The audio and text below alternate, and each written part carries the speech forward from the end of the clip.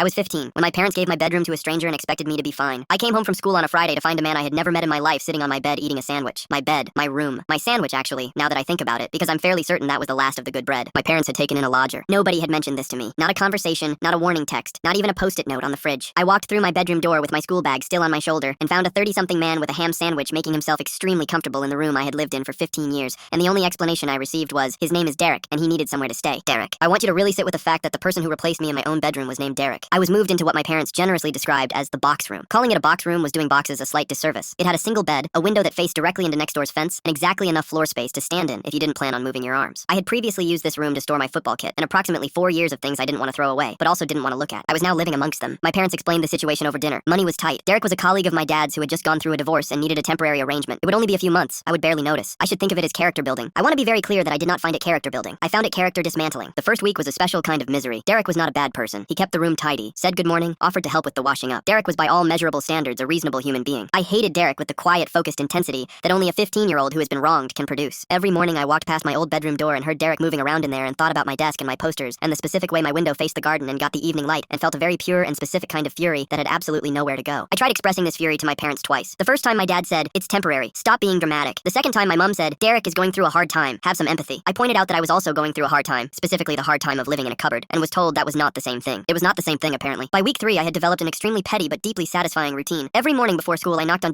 my bedroom door at 6:45, not to go in, just to knock. Derek would say yes, and I would say nothing and walk away. My mom caught me on day 9 and asked what I was doing. I said I was building character. Then one evening, I overheard my parents talking in the kitchen. I wasn't supposed to hear it. I heard all of it. My dad hadn't taken Derek in out of kindness. He had lent Derek money 18 months earlier, a significant amount, the kind that doesn't get mentioned at dinner, and Derek couldn't pay it back. The arrangement wasn't charity, it was a debt settlement. Derek living in my bedroom was my dad's way of quietly recovering money he'd been too proud to ask for directly. Nobody had told me any of that. I stood in that hallway and realized I hadn't been moved out of my bedroom because money was tight. I'd been moved out because 2 adults had made a financial arrangement, and the most convenient solution involved a 15-year-old boy in his bedroom, and the assumption that he would simply absorb it without needing an explanation. I went back to the box room and sat on my bed and stared at next door's fence for a long time. Derek moved out after 4 months. He shook my dad's hand at the door and thanked my parents for everything. Then he turned to me and said, "Sorry about your room, mate. You were a good sport about it." I smiled politely. I was back in my bedroom by the following evening, moved the desk to a different wall, opened the window and let the evening light back in. My mom asked if I felt better. I said I was absolutely fine. She said, "See, character building." I closed my bedroom door and thought about the 4 months I had spent in a cupboard because 2 adults had made a decision and handed me the character building line instead of the truth. Then I laughed, because honestly, what else are you going to do?